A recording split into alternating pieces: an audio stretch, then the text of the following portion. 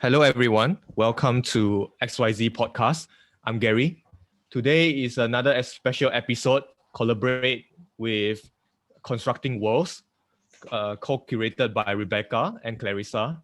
So this podcast and also exhibition is supported by Cedana Malaysia. And very interestingly, I found there is a certain interest somehow collides together in speaking of how to, excavate and also to understand the artist's works better. And today we have Zidek from Centaur Games, and Centaur Games is actually run by Zidek himself, and also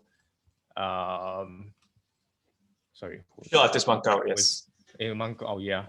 So allow me to introduce the Constructing Worlds. It's actually an exhibition that explores the making of our worlds through representational methods between pre-colonial Malay archipelago and monsoon region.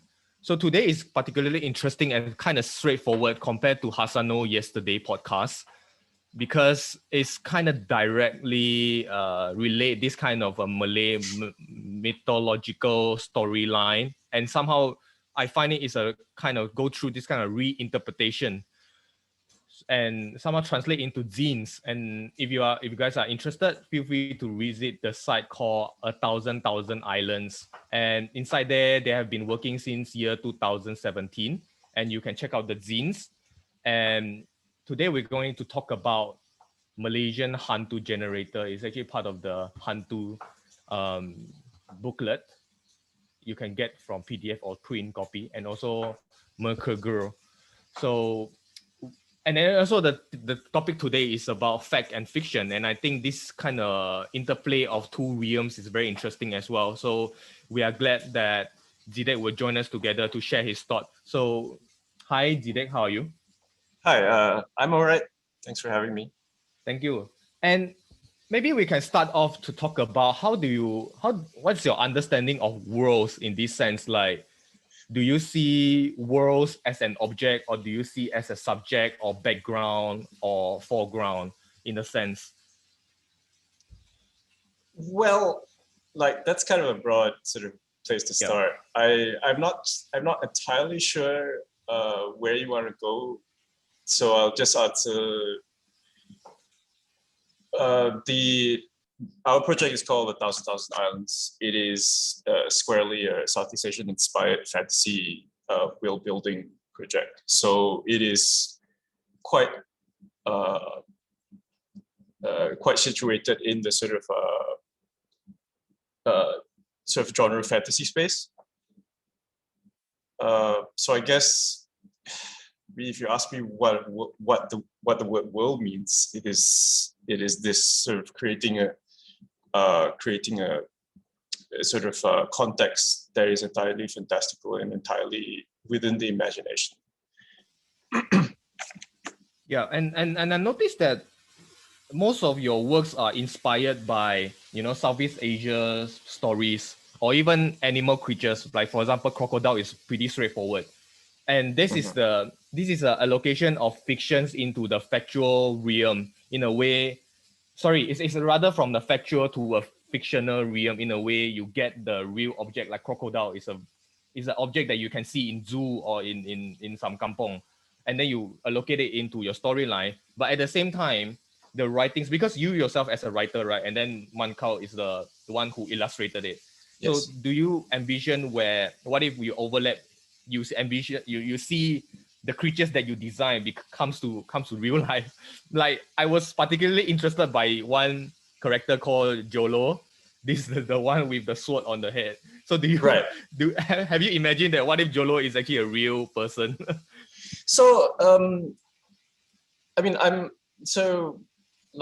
Mankao's a visual artist who is concentrating a lot on illustrative work now, and I'm squarely concentrating on sort of fiction writing. So to answer your question with regards to sort of the bleed between the fictional and the factual, one of the cultural touchstones for our project and where the zines come from is the sadly now defunct Mastika. it's a long-running literary magazine that slowly, through the many decades it existed, became more and more tabloidish and more like, nenek moyangku buaya, which is so like I was a big fan and continue to be a big fan. Like recently, me and my partner Sharon, we bought a huge load of like back issues, and towards the end, I think Mastika, like a few years ago, Mastika ended its like closed down, but up to that point, I was buying it every month, and the real pleasure of it was like virtually every sort of tabloid, you're not sure whether the writers are making it up or it's journalism, but that hardly matters, or it doesn't seem to matter, because I think the idea that does this person that's being interviewed exists? Does this person exist who does think that her grandmother is a crocodile? And if that person does exist, do they actually believe that? And is that reality real for them? I think the fact that that remains to be a question mark is very indicative of what our context is like. And this is not something like everybody who lives in, I want to say the region, but I'll talk specifically about Malaysia. Anybody who has spent time here will have had that. There's that axiom where you give Malaysians long enough time spent together, like they talk for long enough, they eventually start telling each other like hantu stories. That's our lived reality. I mean, we always know people who have seen or experienced or encountered a supernatural thing or something uncanny, or what you would otherwise call surreal. So the idea, like what is factual and what is fictional, the porousness feels very appropriate to our context, I feel. So I guess that's all. That's what I've got to say about that. Yeah. What about we put into profession in a way, because I realize you are also a journalist and also editor. So when it comes to that, the journalist part, perhaps what I understand is journalist is rather factual, where you have to collect something already with evidence. But I always thought that what if the mythical storylines, they are actually could be a factual thing, but it's just that they don't have the evidence in a way. For example, when we say ghost story, I mean, not really everyone experience and also see the ghost with the actual eye, but for a certain community or group of people, if actually they believe it and they see it, right, then they believe that's a fact already. But I think, yeah. I think I sort of say I can't really, like, this is anecdotal and also without any details, because I'm not sure whether I have the liberty to sort of talk about it in any. But like, I used to work as a journalist, and like there have been enough times where you're talking about with journalist friends. And even in the factual realm, there is always the thing of like, okay, such and such minister told me this off the record. So to the factual record, that thing didn't happen, or that thing is imaginary, or like, because you can't quote it and therefore you can't prove it. But there's always these stories about, like, the one. Sorry. Oh, okay, that's okay.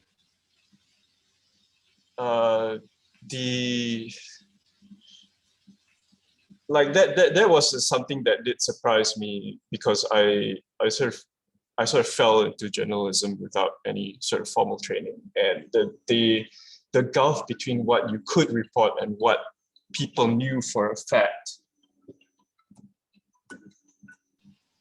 was pretty wide usually. Yeah, and this is not even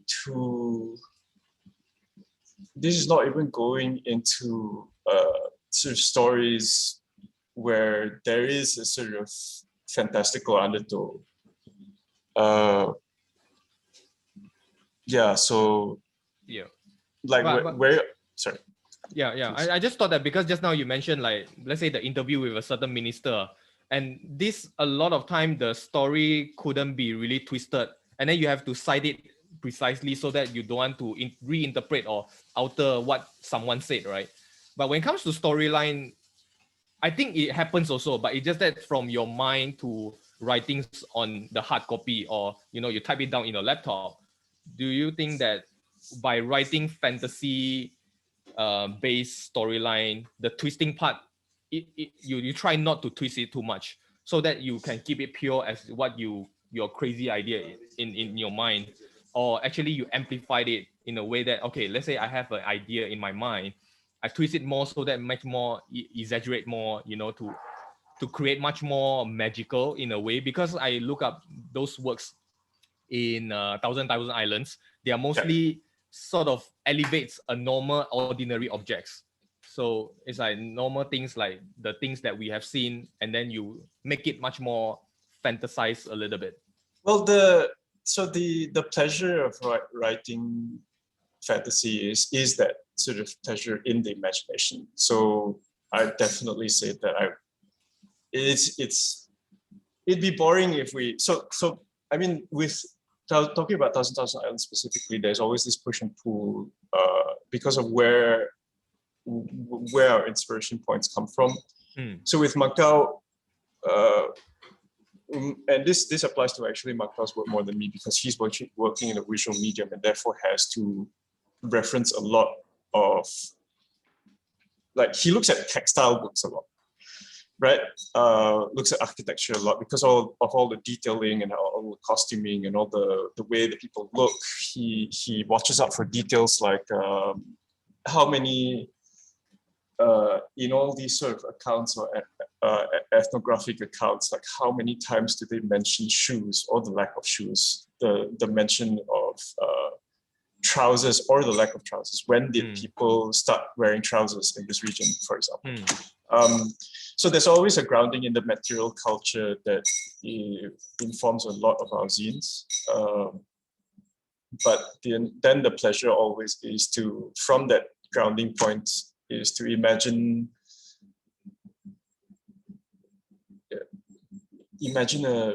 I don't know, just play with it, I guess. And the narrative that you mentioned, and also this kind of storyline, I think is not just happen within, let's say, inside ZDEC and also outside ZDEC, in a way, how to transform this kind of soft copy or software into hardware. For example, a zine is a hardware, I can hold it, and while something tangible in your mind is just it's like a flexible plastic idea. But when I really like the fact that when I was reading a few paragraph, or even your Tumblr, there is this kind of idea of instruction. I think maybe that inspired by the tabletop RPG, where so the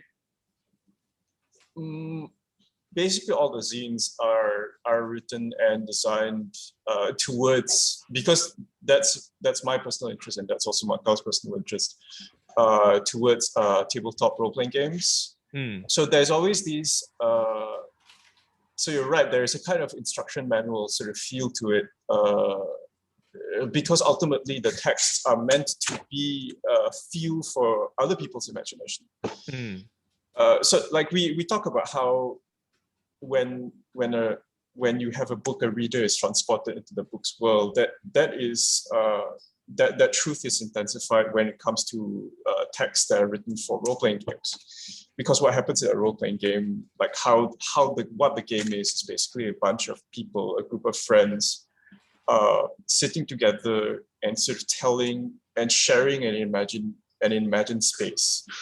So for that 3 or 4 hours that may encompass a single session of an RPG, you are basically have like 4 to 6 people sharing their mind and sharing the images in their mind. So the zines are there to guide people, or to like just be sparks for people to imagine with each other. Yeah. I wonder, do you have any reflection on Thousand Islands, because this project sort of ongoing since 2017, and do you see the first zine until now, is there any changes or evolve, or do you think it's pretty much consistent along the way? Well, our process hasn't really changed since, well, Merkerger was the first one we made together. Actually, both the zines that Clarissa and Rebecca picked for the exhibition are the earliest. So I actually wrote Hantu separate from Macau, and then he made illustrations for that.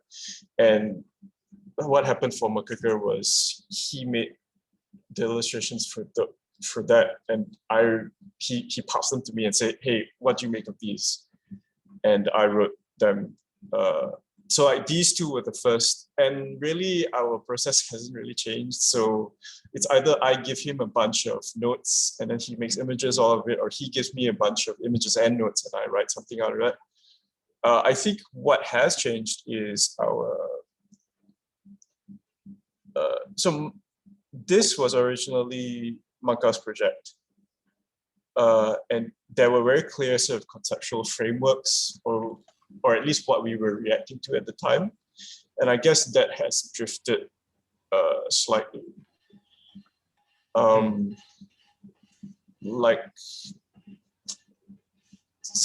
So at the very beginning, at the very start of the reason why Thousand Islands came to be is because Macau got frustrated at sort of seeing images that were basically what he saw as Western fantasy tropes, but reskinned. So instead of a sword, you have a kris. Instead of like a helmet, the warrior is wearing a tongkolok. That was something he was. So really, it was a project that was in reaction to that. That in particular was. So like there are several prongs to what we were reacting to, and I guess here is me charting the sort of evolution of it began very simply. We didn't want a Western fantasy, but you changed the skin, like a video game, you change the skin of the character. You know what I mean? Whereas the underlying DNA is still not ours. And as we went along, we sort of identified certain things.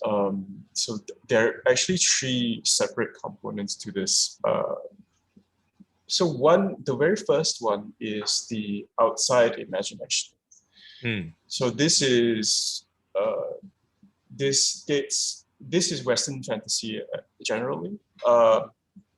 Related to us, it is the sort of imaginations of the ethnographers who came here during the colonial era and started recording this really exotic place. And it continues actually now to the sort of Western / diaspora Asian imaginations of what Southeast Asia is. You can see this in Raya, The Last Dragon, which is really, I think the fact that, for one, it's not even available to watch here in many territories in Southeast Asia. And the people who did watch it, I think the enthusiasm of it is muted for a reason. So that's one. That's the imagination of what we call the West, sort of influencing how this region is perceived. I mean, Southeast Asia, the word itself is a term, is a post-World War II term. When they were and shaped by foreign policy, like US foreign policy. Mm. The other thing that shapes this is the ethno-nationalist reaction to the outside imagination. So this is you can see this in the Keris warrior, in the Tengkolok warrior, in the like now you hear at least now you hear Malacca being called an empire, which is which really is a reaction to and just the primacy of the Malacca in our sort of national imagination. Yep. Or like the Majapahit or Sriwijaya empires in the imagination of Indonesia. Yep. As a way to reinforce the idea of the nation state, which is actually very ahistorical. Yeah, so there's that. There is you also see it in like if you're talking about the art world, like one of the things that me and Makau bonded very early on over was our fascination with an artist called Ismail Embong, whose work, among other places, was exhibited in the UMNO headquarters building. And it was basically scenes of great military battles in sort of the Malacca Sultanate sort of history. And it really reminded us of the kind of art that the sort of like Western painters would make, like the Battle of, I don't know, the Siege of Vienna sort of paintings, you know, which is really, so it is a nation, it's an ethno-nationalist reaction to the West, which is to say that we are like the West, and we are as strong as the West, or we also have an identity and a stake of power in the world like the Western states. Yeah, I think I just wanted to add on the idea of power or status, and also this kind of recognition. I think it's really based on the media, don't you think? I mean, we always think that Western is better, the West is the best, or is better because the publication already sort of push up a lot of status. So I think in this case, the zines itself is also pushing another level where we actually have a lot of things that undocumented. Now it's time to push it. But do you see? Yes, which is what I was going to say. So that there is that third thing of like, so the third prong that we were reacting to was this idea of representation. So like, we are dominated by so Western ideas of who we are, and we're dominated of ahistorical ethno-nationalist ideas of who we are. So like, who are we really? And then you get this thing where, we've got to represent this history as it really was, the sort of obsession with veracity, which, so we started talking to, when we first started embarking on this project, we did talk to a few like sort of friends who are historians and also other creators. And some of them said we were quite, me and Makau were personally quite surprised at how vehemently they would insist that, there was no magic whatsoever in the cultures, in the actual historical cultures of Southeast Asia, which was, or rather, you shouldn't have magic in any of representations of mythic history or whatever, which really personally made me really sad, because I just think that magic is fun, and also I think that magic is such an important component of our lived reality. I've got neighbors, so I live in Port Dickson, and we know people whose neighbors have cursed them, right? And that's their reality. So that also is a. So as we have made, as we've sort of created or sort of worked on our zines, we've tried to leave those sort of three kinds of things behind, and really where we are settling on is the idea of like recentering as opposed to a representation of Southeast Asia. So really it's a recentering. I'm not sure whether it's hard to articulate, but it's a. The reason why there's so much. Sorry, I'm rambling on, but I mean, sorry, go ahead. I'm rambling. No. Because I thought just now you did mention the power of magic in this sense, and I thought, is it something that is as a kind of after effect where our education system, where we embrace and glorify evidence-based, of course, science, talking about experiment, that about results, but then magic is a rather, even though we can't see, I think it's the part where, like social media, most of the people tend to believe that, a certain thing is good because it's almost get promoted. But then when we look at our education system, because we don't talk about this kind of secluded knowledge or information, so that's where we start to understand that, this thing is not reliable. That's why we don't believe it. Yeah. And also, actually, I'd say that, like the point that you raised, I'd say that that's actually intensified here because there is a pressure to be representative. So Macau has a very good way of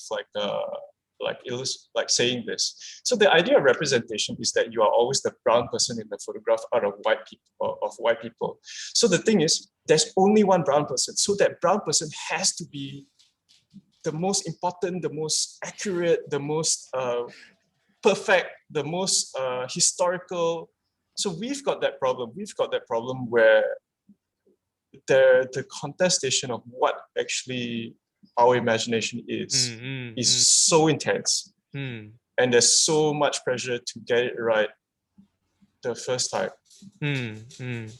So yeah, like you're talking about this, even this conversation about sort of like the subaltern histories, or like finding out the subaltern knowledge, right? That was buried by colonial administration or whatever, or imperialism. It's fraught with this. We've only got this one space, so we need to fill this space with the perfect thing or with the right thing. And we've got to get it right this one single time, and that is really stifling. The reason why people from Tolkien to Le Guin, I'm talking about sort of fantasy genre writers, have such a breadth of imagination is because they had nothing to prove when it came to representing the Western imagination. Plus, I think it is also fictional in a way that we in mathematics it's very easy to say, let's establish a certain scientific context saying 1 + 1 = 2. Let's fix that. We won't go far. We won't go 2.1 or 2.2. That's 2, right? But then in fictional world, 1 + 1 = I don't know, more than 5 is still possible in a way, because this kind of imagination is so fluid in a way, and then you can just go around. So I thought this kind of plasticity and also elasticity of imagination allows you to go far.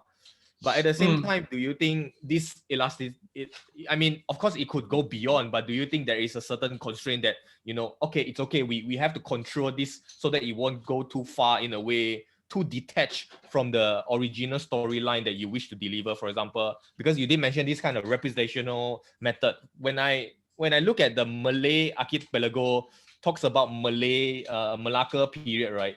And always this kind of hang tuah image will come out, And and then it's very interesting that you mentioned it's about Thousand Island isn't about medieval European fantasy world superficially reskinned with brown people carisses. So that's the traditional and conventional idea, you see. Yes. and you're trying to break through this kind of boundary to bring out another realm. And I thought you don't target on human spectrum, but rather on animal. Do you think so? In a way, you focus Uh, on animals or so objects driven. Yeah. so the reason why there's so many animals is because both me and Maka like telling animal stories a lot, but also something that we did find is that, I mean, there's a great deal of slippage. Really, when we talk about the boundaries between the human and the animal, really something that we sort of learned as we sort of went along making this is that the idea of taxonomy comes from the West. I wouldn't say it comes from the West, but the idea of like, is this an animal or a person? Is this a spirit or a god or a demon? In sort of Western paradigms, especially Western fantasy paradigms, there's always, or this entity is a god, and the god is fighting a demon, and there is a categorical difference between those two entities. That's not the case in so many of our stories. When you like, again, that Mastika story about, I'm sort of quoting this a lot because it was an actual story. The family who did believe that their moyang, their great grandmother was a crocodile. I mean, I remember it a lot because it was in a town along the Lingi River, and I live in Negri, so that river is my river. Ask them what the boundary is between the human and the animal. So that's why, I guess that's a roundabout answer for why the zines have so many animals. That aren't animals people too? I mean, Harimau Jadian, some of the folklore surrounding Harimau Jadian basically put them as they come from a particular sort of community in Sumatra. And they always are like people in the community, and then somehow or other you find like, oh, the buffalo are going missing or something like that, and then they get driven off, that kind of thing. So that's like, very who interesting. is the Harimau Jadian a tiger or a person? Is the Harimau Jadian a tiger becoming a person, or a person becoming a tiger? But that question is moot in a lot of the stories. It only becomes important when you see like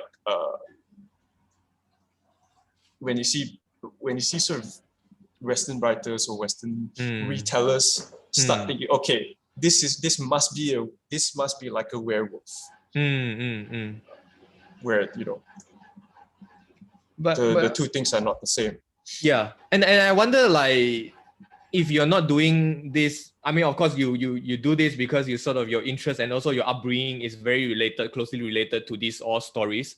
But what if you can choose to do other, let's say, geographical influence, let's say Norwegian folklore, or in India, or even in old dynasty China, or in Japan? What would it be, do you think, that another direction that you would like to go? Well, I think foundational to 1,000 Islands was that, at least for a lot of European cultures, and a lot of the sort of more major sort of cultural groups like Han Chinese, or like or like the Indian subcontinent has such a rich tradition of like very old storytelling traditions and old mythological traditions. Because of colonialism and the post-colonial nationalism that is in this region, we don't have. Again, I mean, coming back to that reskin the Curious Warrior, we don't have something like something significant. No, the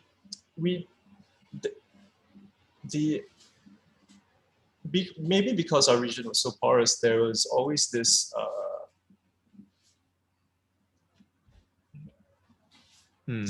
this tendency to get carried away to a certain sort of paradigm. So after colonialism, it's been the Western paradigm through and through. It's not so. This is not so much so true when it comes to the sort of nation states where English is not so entrenched as the language of aspiration. So, for example, like Indonesia has lots of has very broad like bahasa sort of pop culture, and their pop culture is allowed to mutate in so many different ways. Same with Thailand. Whereas here, at least,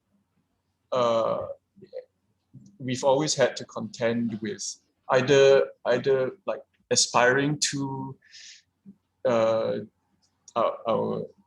aspiring to the UK or in opposition to the UK. So language, like, I mean, you get into the politics of language and the the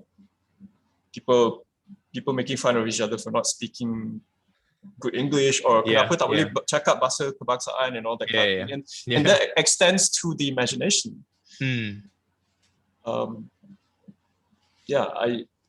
There is no English language fantasy that isn't that is based here, and there is no Malay language fantasy that isn't a reaction to a Western fantasy idea. Yeah, because yesterday I was talking to Hasano, and then he was saying that Indonesian or even Japanese, the reason why the language can be so well propagated in a way, because they actually making as a dominant, so that whatever external, the new language or new vocabulary is added into this set of vocabulary, while Malay sort of like still stagnant in a way. But I don't think it's not because they didn't add in the new vocabulary. I wouldn't say it's for where I wouldn't be able to speculate on the reason. But for whatever reason, it's not really an issue with language policy as much as it is an issue with just the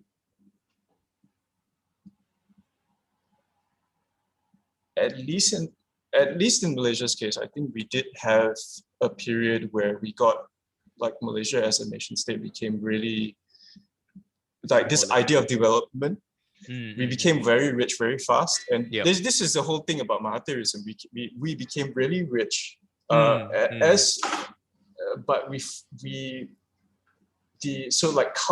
culture was just a rubber stamp on the wealth.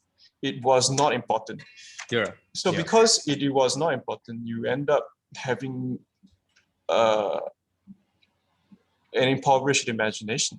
Right. So you're so susceptible to this sort of, like, I wouldn't say false, but I'll say boring kinds of imaginations.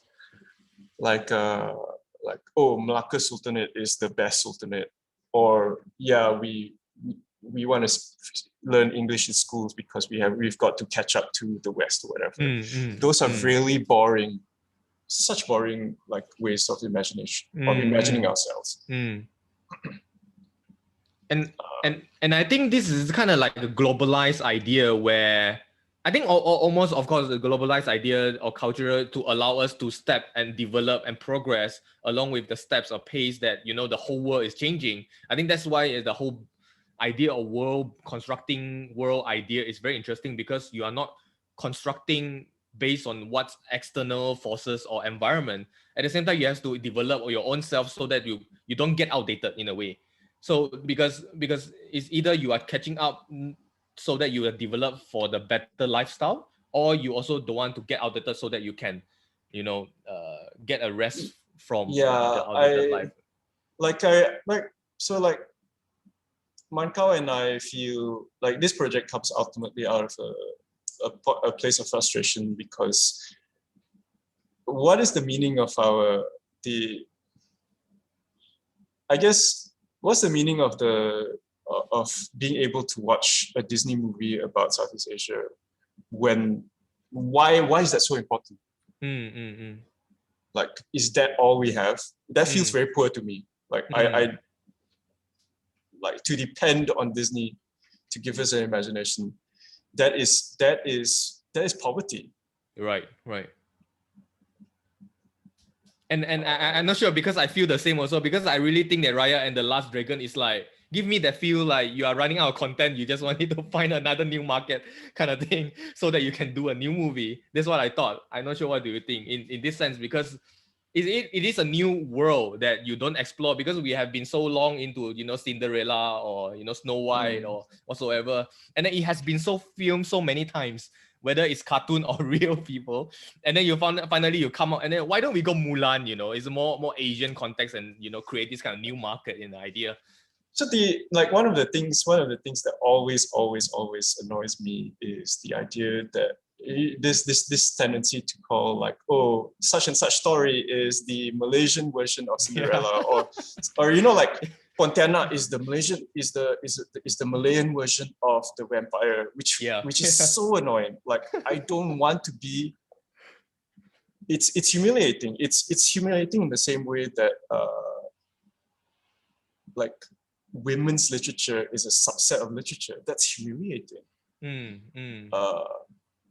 Yeah. But I just wanted to, because since we are now talking about the approach, like how to elevate or how to, guide the storyline or narrative or our ideas into not too, quote unquote hard selling way, or too commercial or bureaucratic way. I'm just curious, like, how do you see in Thousand Islands now? You sort of venture out into another new thing. I believe that the game already it's been a while in Centaur Games. And then the zine itself serving as a literature part, which is much more on using words to tell a story. And then game is using the instruction or the gaming experience as part of the narrative. And do you see what's the next step to elevate that? Are you planning to do a short film or even a sculpture or even in architectural terms? Do you see to elevate this kind of effect or the message you're trying to deliver? Well, so you're talking about like what we have planned. I guess the channel. We have like nothing. So like we're just planning to make more zines and more adventures for the tabletop RPG space. We plan to put a book together, mainly just for practical reasons. And yeah, like some people have approached us for like, hey, do you want to make a video game together or whatever? But I mean, and those things will be nice. We haven't really considered like architecture or because again, like that's not. So Manka's an illustrator and I'm a writer, so really that's where. So we are discharging our duties in vocationally. Yeah. We see this duty to be to supply people with material, people, especially people here, the material to imagine. So that's why like details like trousers not being a thing, or like shoes not being a thing. One thing that annoyed me about Raya is that she wore boots all the time. It's like, what? Tak busuk ke?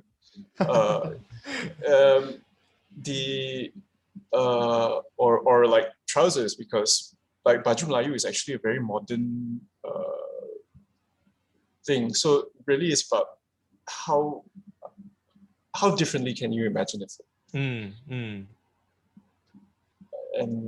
yeah, go wild with it, Yeah, and speaking of imagination, these particular works are Centaur Games and also Thousand Islands, and I find it very interesting. There is this writing and drawing combining to tell a story, but I believe that you yourself is not always the one who started the narrative. Perhaps one day the illustrator Mankau comes out and say, hey, I dream of this character, can you try to link this as part of your writing? Or you yourself as part of the illustrator in a way. I wonder what would happen if, let's say, you swap the the role? I mean, what if so you can draw, and then he can write? oh right.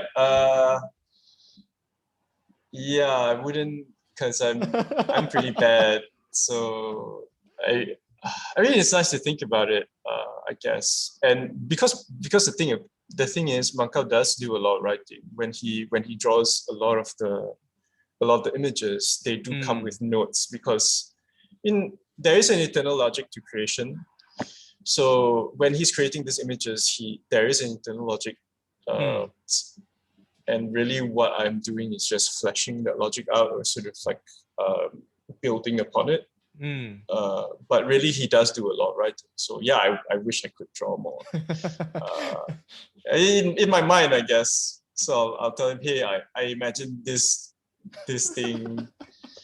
I wonder how accurate from your words to the character, because let's say like Jolo, for example, perhaps you have in mind something about that, but how accurate do you think the character developed into the picture? I think that's the pleasure of collaboration, I feel, especially as creators. When you collaborate with someone, you don't want or at least for me, I don't have, how do I put this? You don't have I don't want laborers to make my vision a reality. I want somebody who can come along with this journey with me. I mean, it was true. It's true for this project. It was true for my previous book, which was a bestiary with and herbiary with Sharon Jin. So like it really is. So art has always been a big component in the writing I've published, and it's always been a collaboration. So it's like these images actually then might influence the next thing I write, or the thing. I might go back to the thing I wrote and change it because the image just sparks something more or sparks something differently. So, and yeah, it's that's the reason why also probably that we've chosen the medium that we've chosen for Thousand Islands, because it is a collaborative storytelling medium. So the zines don't stop with us. The worlds in the zines continue to be built when players are playing them. Right. Yeah. And I wish to, perhaps maybe, I'm not sure, do you have any other questions? But I just wanted to drop the final thought one, because this is much more on particular to Merkagirl. And I wonder, is there any particular inspiration, whether it's geographical or, you might name a certain place like Myanmar or Thailand or Indonesia, or is there a book, or is there a movie that, occupy large part of inspiration to produce this work? So all our zines have, like, it's hard to pinpoint because a big part of our process is that Manka and I just read and read and read, and not just like, so he buys a lot of academic books, but I buy a lot of mastica, and I and like sort of like we send each other like links to like these really obscure sort of Facebook groups of like, sharing things, sharing weird or interesting things and details. So what happens is that it gets composted. I find that that's a very generative metaphor, because like it gets composted. We put it and bury it, and something grows out of that. So for Merkagirl, if I were to pinpoint something, it actually goes back to, so ultimately a big part of the inspiration for our zines is also lived experience. One of the other zines, Anjang, I think it's called, Anjang, is very much inspired by Macau having stayed at a haunted mansion in Cameron Highlands. Right. So for Merkagirl, Mountain, yeah. So the mood of it is influenced by that. So for Merkagirl, like there's the architecture comes from some place. the feeling of the setting is very much inspired by. So Maka would read a lot about how people live next to huge temple complexes which were half abandoned, and that's quite common in Southeast Asia, where until very recently you excavate this big like Angkor Wat or whatever. But people just used to live like your village would be next to this huge stone temple that nobody really used anymore. But it's a normal part of your life. So that's part of that scene too. But really, it is personally where my figure comes from is the fact that the Lingi River in Negri has a lot of saltwater crocodiles. And yeah, I was just thinking about crocodiles a lot. And that story in Mastika about my great grandma was a crocodile. It's like, yeah, okay, so let's write a story about that. And that's what McGregor is. McGregor is a river kingdom ruled by crocodiles. So that's very interesting. And I always thought that perhaps this could be one question. What would you like to be if you can choose to be a kind of animal? Or perhaps you can have this kind of ability of the animal with you. Would you like to have a big wings, or with claws, or you can run faster like mouse deer or something like that? And another thing very interesting also, I find it very amusing is the name, because those names are like maybe I can name a few: Baru Bran, Sri Tandi, Kuro, Jolo Sanzan. Those are very interesting names. So it's like Maka and I, like, they're not really references to it. Like sometimes they're sort of names which are misspelled names of our friends. But basically we just pull. I mean, it's a lot of it has to do with how it feels. So when you get to that point in composting, then I think we got to a point where we felt confident that actually the way we name things can go by mouthfeel, because we've read and seen enough. This may be false confidence. I'm sure like somebody will read one of our names in one of the seeds and like cringe because it means something silly and stupid or whatever.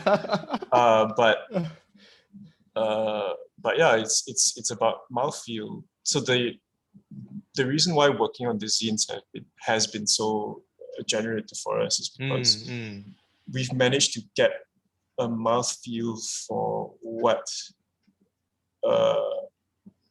this place that we live in physically feels like. It feels true. So that's like and this has happened with Hantu a lot, where people have gone to me, hey, so this thing that you wrote, this Hantu that you wrote, is it real? And that's very gratifying, because all the Hantus in the zine are fictional, but they feel real, and they could be real. So that's really great. So do you find more accomplishment in a way that when people already sort of mixed up, where fiction no longer fiction, fact is no longer a fact? Not so much the mix up as opposed to what it indicates, which is they recognize it. Or rather, it feels like this place is the most important place. It's not like it's not recognizable. So it's recognizable in a way that I imagine a Western person might look at a castle and recognize it. So yeah. And I think it's like a horror movie kind of thing, because usually there are two types of horror movie. One is very close to your heart, like the ghost hiding under the bed or on the ceiling or something. It's very close to everyday life. And another kind is like vampire, which we can't really experience because that maybe in time and place is so different. So and I thought yours one is much more on the like a first kind of horror movie, where it's not so far away from our everyday life, because the dog, it looks literally quite like a dog, and crocodile, it looks exactly like the crocodile, and the human that you draw, by speaking of scale, the human body proportion is exactly like a human, but you just So add on a blade. that comes from the groundedness. And also the reason why something that we didn't want, Marco and I, was to be historical. Yes, everything is inspired by sort of things we read in like historical and or ethnographic sort of books or whatever. And yes, there is intentional. We intentionally set most of the zines pre-colonial, pre-arrival of Islam, which is quite pure. Not to say pure, but it's just that we don't know that we haven't imagined more of that. Right. Because a lot of our imagination, or a lot of our it comes from the post-colonial era, or a colonial era, where the Europeans are already here. In our zines, throughout our zines, one of our sort of framing principles is like no white people, or no cultures or powers in the fiction that are analogous to white people. Sorry, I can't remember where I was going with this. But it's okay. As much as that is the case, the zines also come from our lived reality. So Macau's haunted house, my fascination with my local river. Ultimately, these are fantasy zines, and fantasy is always as much about the present as it is about the past. In the same way that science fiction is as much about the present as it is about the future. I do have a very, very quick question before we move on to the final one. I believe that we not really have other questions from the floor. So very, very quick one. You don't have to tell which character. Perhaps you can keep this secret, and then while I'm reading it, and then I will try to guess which one is Zedek. Do you think, is there any character in the zine represent you so close that you think this is like Zedek Siu? Oh God. I can say for a fact that neither Macau or I have drawn or written each other. Yeah. But is it published in the zine? No. So there are no. I guess we're too shy. But then, I mean, obviously, in a way, then all the characters are like us, really, because they come from us. But yeah, there are characters who are our cats, who are like some of the drawings are very obviously politicians. I saw one of them exactly looks like Mahathir. Yeah. One of the like the chief in the Crutching zine is a friend who loves cats, that kind of thing. So did you tell your friend that you are actually inside? Yeah. And then maybe he's like Chinese but wearing songkok and all. It's a switch character, and I think it's very tough in a way. You have to insert a certain character and narrative into the character, because technically you are designing a human with a history and stuff, which is quite interesting. And I think when it comes to name, which is kind of different from J.K. Rowling, go to the graveyard and find names, that one is kind of different. But perhaps yours one is, coming with mouthfeel, and I think that's very interesting because it's, in Chinese we call it 上口, means you really read it out and then you feel it's very harmonious, and that when you say instead of K you use alphabet C, that might be different a little bit, and it change the whole tone of the word structure. Final questions. I know it's gonna be quite a big question, but I wonder what would be one particular element when you think of Southeast Asia.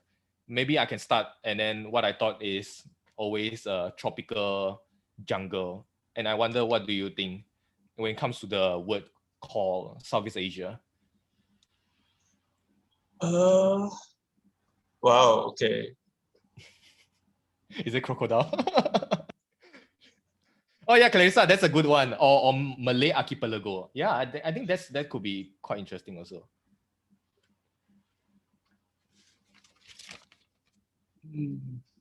Wow, okay. I can't really say a specific thing. Because if I say a specific thing, you will either be monkey or monitor lizard, because that's those are the creatures who do come to my garden the most. But I'd say, like, but if you're talking about a concept that sort of feels Southeast Asian to me, it's a tie between the idea of porousness or the idea of flatness. And I mean, the idea of flatness is something that me and my partner Sharon is a visual artist, and we've sort of talked about this a lot, like how the geography of the jungle region, the geography of the jungle, or of the closeness of the jungle, and the sea.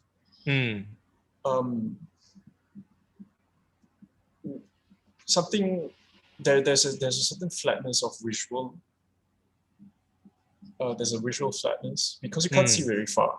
So there's no like vanishing point, like a perspective.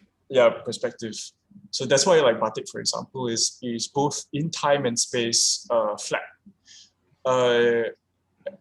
And this is also true in terms of time, because something becomes really old looking really fast, because you get mildew, and like, I think mold start growing immediately, weeds start sprouting out immediately, things start getting overgrown. But then you think about how old Borobudur is. Right. So things get very old very fast, but they stay old for very, very long. That's my... Again, it's about flatness, I guess. Right. Thanks a lot. So I think that's very interesting. I think we can take note on that. And flatness it somewhat reminds me of idea of normal. What is really normal, you know? I mean, if we really believe magic is normal, then it could be something is not abnormal for them. That's why they call it paranormal. I was like, but paranormal, it could be normal for someone, you see. Yeah. What is the unnatural if so I mean that's one of the questions, or one of the framing questions of our zines, is that what does unnatural mean when hell is a place you can actually visit? Right, so one of our zines literally is a hell for a certain culture. Or a god is the queen of a particular city. What is natural or unnatural? Again, it's the idea of like a taxonomy and how those taxonomical boundaries fall away. Yeah. It's all matters of perspective. Right. And just now, sorry, I perhaps maybe we can have one last question, because I thought that's very interesting as well. You mentioned time and place, and also our sort of short discussion about normal and abnormal.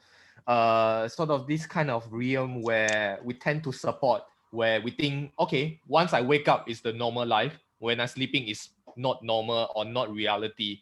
Following from the conversation yesterday, thanks Haziq for the very, very interesting question as well.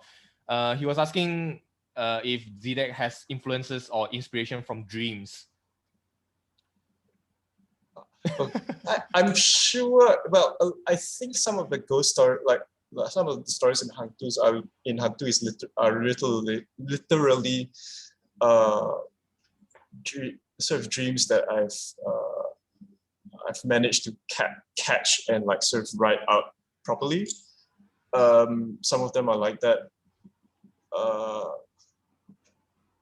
And yeah, I guess there are a lot of, I don't tend to remember a lot of my dreams, so I wouldn't say it's a literal inspiration in that way. But yeah, why not? I mean, you know, like a detail about Dato Kong, like how Dato Kong's work or manifest is that somebody dreams. Yep. That and the Datuk Kong appears to them saying that, hey, please give me build a shrine for me at such and such a place. So that happens. I mean, and that's real. I mean, how much more real can you get? Yeah, that's okay. Yeah, that's and like so like actually my partner has actually had a dream about a Datuk Kong in that way. So